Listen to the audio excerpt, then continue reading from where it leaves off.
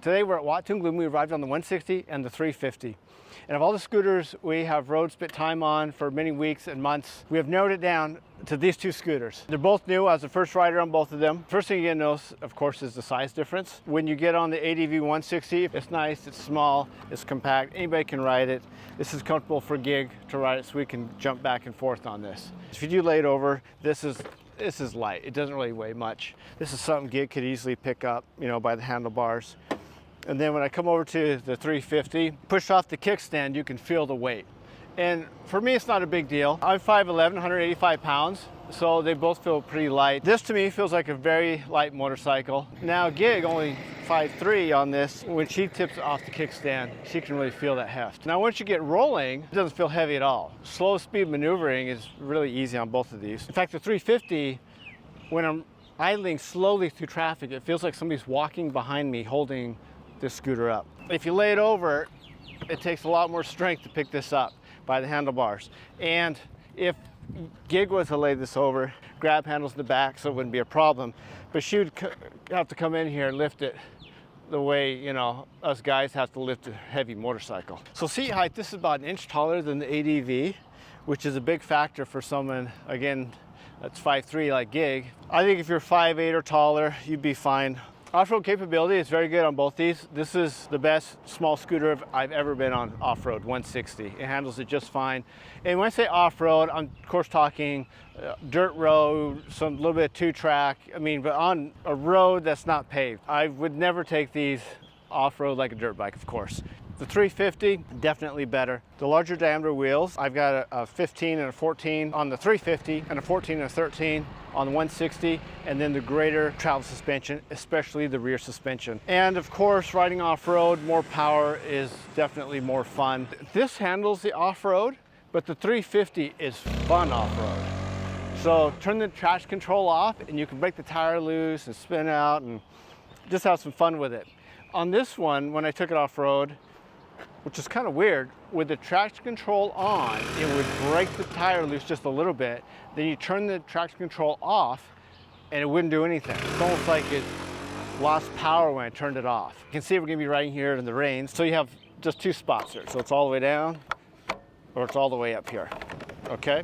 Most times it's all the way down because it's so hot here. Now on the 350, of course you just have more protection all together just because there's more plastic, more mass up here. So on the 350, you have 4 positions on the windscreen. So it's 1, 2, 3, and 4. And that really does deflect quite a bit. So your shoulders and arms get hit. It's so hot here in Thailand, that's no big deal. And the rain's not cold. So when I'm braking on this, it's 1 to 2 fingers, just like it would on a motorcycle. The 160, this is by far the best brakes on any small scooter. For some reason, they put the terrible brakes on small scooters. So on this brakes, I'm still using 1 to 2 fingers, but it does feel like under emergency braking, I'm applying just a little more force. So even though this is heavier, it's bigger, this feels like I can stop it just a little bit better with a little more confidence. The flashers come on, they flash, and you hit the accelerators, they turn off. Both of them have that. They both have ABS, they both have traction control. Comfort on both these, excellent for rider and passenger. The 350, a little more comfort. A wider seat, it's bigger. When you sit on it and you have your feet up, it just kind of cups your butt cheeks. Going with a wider seat and more cushion, it's more comfortable. When it's hot, I'd rather have the smaller seat because you get a lot more airflow, because you can see how wide that is and how narrow this is up here. Combined with the fact that I have less plastic up here, so I get more wind flow through here, and smaller seat.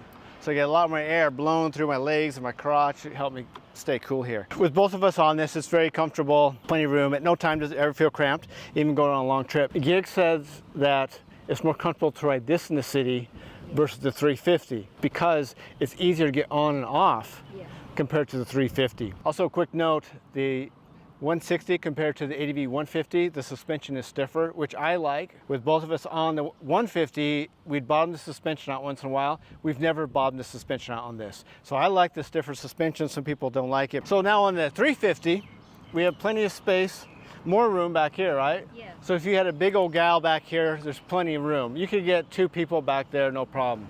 three people could cruise around on this. Now, the bigger seat and everything, I would think this is more comfortable, but you, again, say that's more comfortable in the city. But now on the highway, on long trips, you do think this is more comfortable. Right. When you're not getting on and off of it and we're not maneuvering slow through hot traffic, this is more comfortable. Yeah. I'd much rather take a passenger on this. The heavier weight, the more mass this thing is, I don't notice my passenger moving around. The ADV 160 is an excellent scooter for taking a passenger, but I still, educate my passenger. If I have somebody that's never rode a scooter before, I tell them, hey, don't be gawking and looking around as I'm maneuvering slowly through tight traffic. I have an inch between my bar and somebody's mirror. I have a new person jump on this, I don't say anything, I don't care. They can move around, take pictures, it doesn't matter. This thing's rock solid. Night riding on these is good on both. The dims on both these is excellent. The brights are very good. Compared to my X-Max, they're both excellent.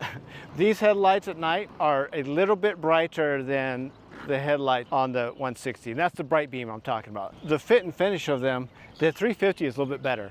And what I mean, just small things like the button, like the turn signal button, it's really clicky clackety on the 160, and you come over to the 350, silky smooth. And then the buttons for the buttons on the handle to control everything on the screen, it's nice, smooth. It's definitely better quality.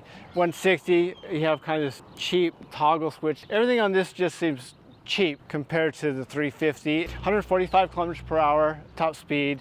Does not seem too fast on this. It's very comfortable.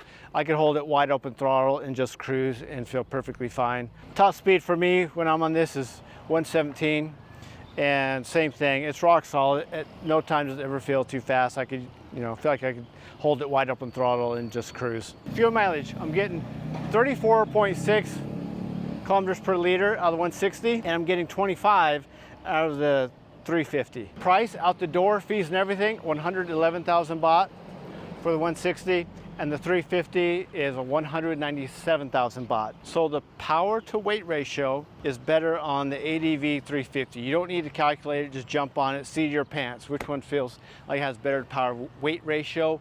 It's the 350, no doubt about it. The 330cc engine in the 350 is matched up so well with this setup. I wouldn't change anything. I love the 160, but there's one thing I would improve on it, and that is the power to weight ratio. At a dead stop, when you roll on the throttle, I could use a couple more horsepower or maybe a lower drive ratio, especially coming off of the Click 160 or Yamaha Aerox. The 350 just never feels like that. And in fact, when you ride this and I jump on an X-Max, it feels like there's something wrong with the X-Max. But after 30 minutes on the X-Max, you don't notice it anymore. The storage on both these is very good. You can get a helmet and get my laptop in there, but I can get a helmet in there and some other stuff, or my backpack and laptop, okay? Where the 350, I can get a helmet and my laptop and a backpack. This one here is big enough to get groceries for 2 days, 3 days worth of groceries here, right? Wouldn't you say, Gig? Yeah. On this, you could easily get a week's worth of groceries. Parking. All right, here's the big one. When you're riding the small scooters, you don't think about, at least I don't think about parking. And then you jump on one of these big scooters. Parking can sometimes be a bit of a hassle. It's not a deal breaker for me, but it definitely takes more effort. So the other thing too, when I'm parking in really tight situations, this is really easy to move. I can just slide this around. I can pick up the back. I can slide that around, but it's a workout. Which one of these is best for city riding? This is fine. I mean, I can ride this all day in the city. It's no big deal. And then I jump onto the ADV 160 and I think, oh my gosh, this is so much nicer. Not only can I run my errands faster, because I can get through traffic faster, but with less stress, it's just easier. On the 350 in the city, you just definitely have to pay attention more. You're working with more power, but the biggest thing is just the size of it. Just getting through traffic is more of a hassle. Quite often, when the traffic's really heavy, I'll just admit defeat and sit behind the car and wait for the light to change. That also makes this a much hotter ride because you have more mass, the bigger engine, cranking up more heat, and I'm moving slower because I can't keep moving through that traffic because I just don't fit because of the wide handlebars. In the city, especially when it's hot, this is much more comfortable. Highway traffic. So far, this is the best small scooter I've had on the highway. It's rock solid, super stable. Hour, 2 hour ride on this is no big deal.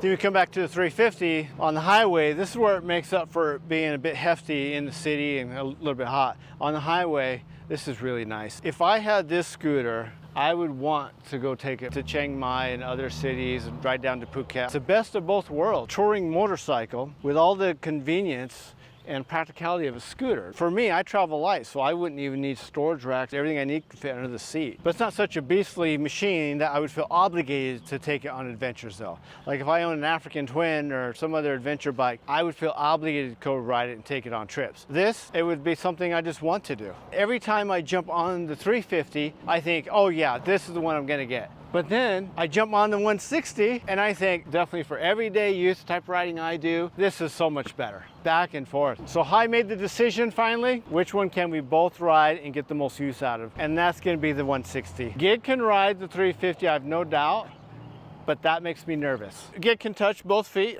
on her toes, ADV no problem. And what I like about the small size of the ADV 160, it's very easy to park indoors. Thanks for watching, and if you liked the video, give it a thumbs up so we know. Never wear your shoes in a Thai home, but it's okay to park your scooter inside.